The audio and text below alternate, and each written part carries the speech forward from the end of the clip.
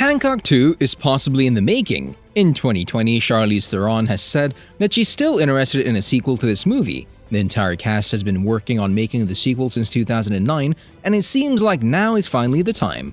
But why would anyone want a Hancock sequel? Hancock! Bad guys? This is a snapshot of the official page of Hancock 2 on IMDb. When a movie is featured here, you just know something is going on behind hidden doors. After almost 15 years, the old cast is finally assembled and they're working to bringing this new movie to the big screen. After all, the first movie managed to pull a jaw-dropping $629.4 million at the box office with a $150 million budget. That's a 400% return on investment. For comparison, Dwayne Johnson's Black Adam didn't pull that much cash. The movie was an undisputed success. In 2008, when the movie hit the big screens, we got to see an unconventional hero. Alright, don't think I'm crazy, okay? But we've been looking everywhere for you. Going to the Roxy and the Viper Room and Jumbo's. We got a glimpse at an everyday hero, one that's more human than a superhero, one that shows a human being gifted with powers and unable to control them.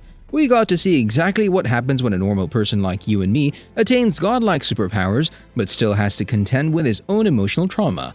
In other words, we think the movie did so well, at least with the average viewer, if not with critics, because it was a down-to-earth superhero. Hancock was tormented by his own mental demons, and he still tried to do good.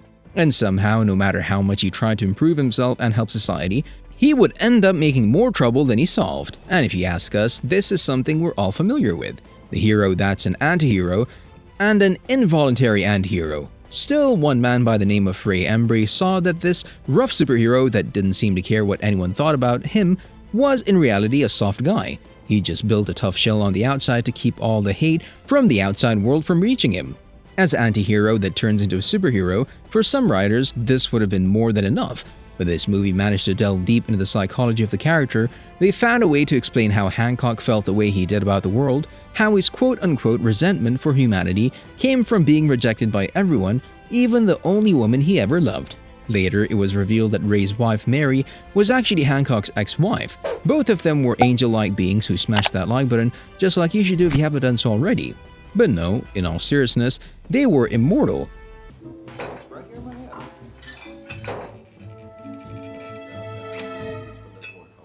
Through the millennia, they lived together and fought all those who tried to deny their love. They saved humanity from the perils of tyrants, but then in the 1930s, Mary decided to leave Hancock thinking he would be better off without her. No one would be able to hurt him anymore. This couldn't be more wrong. Instead of saving him, she wound up dealing with ultimate blow to Hancock, an emotional scar so deep that he grew resentful of all humanity. You see, Mary knew that they became vulnerable to attacks when they were close to each other, so instead of getting Hancock in more trouble, she left him for another.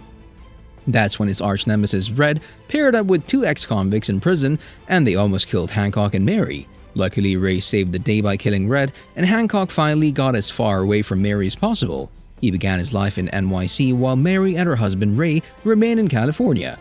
The story was complete, but this opened the possibility to a plethora of stories. The movie didn't end on a cliffhanger, but the fact that Hancock was now a superhero fighting crime gave us hope that there would be a sequel in a few short years. And to tell you the truth, that's what they intended on doing. Listen to me! I am sorry! When talking about the movie with Peter Berg, the director said, "There are so many cooks in that particular kitchen that they're so busy, and Will Smith's kind of taken time off to be with his kids to get us all in the same room where we can talk and then agree on anything. You'll never meet a group of people who will have a harder time agreeing on anything."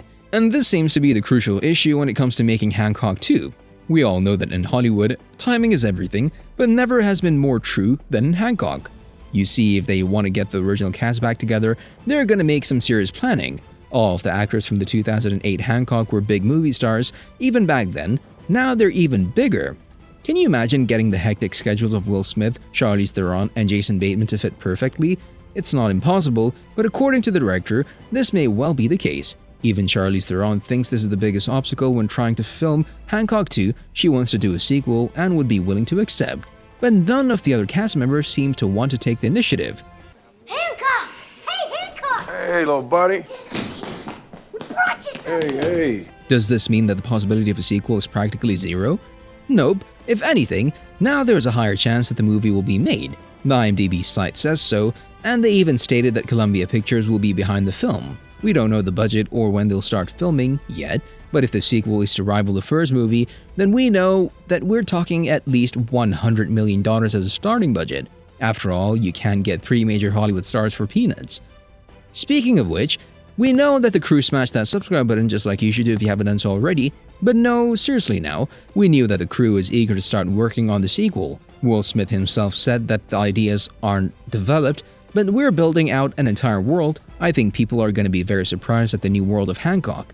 This was back in 2009, not even a year after the movie's release date. And for the next 3 years, the director and the 2 writers couldn't agree on the script. Even the producing team was set to return for the sequel. They didn't want to change anything, but alas, they needed more time. You should go. And that time seems to be now. According to IMDb, not only will Columbia Pictures create the movie, Peter Berg will return as the director.